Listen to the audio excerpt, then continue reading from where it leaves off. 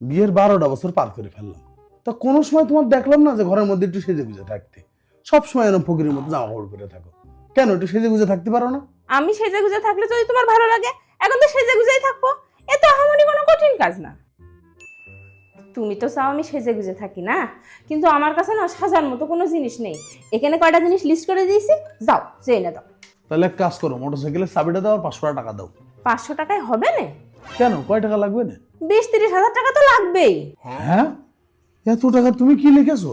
Lipstick, nail polish, foundation, face powder, eyeliner, mascara, perfume, sunscreen, night cream, day cream, 5 set ভালো জামা, hill জুতো, flat জুতো আর একটা কাজের লোক। আচ্ছা সবই তো বুঝলাম, তা কাজের লোক লিখলে কি জন্য? মেকআপ করে কাজ করলে মেকআপ নষ্ট হয়ে যাবে না নে? হ্যাঁ, তুমি সারাদিন সেজে গুজে থাকো না, তাও তোমার দেখতে দেখতে আমার সারাদিন পার হয়ে যায়। আর তুমি সেজে গুজে থাকলে তো আমি কোনো কাজই করতে পারবো না। गजब टू विवाह आदमी।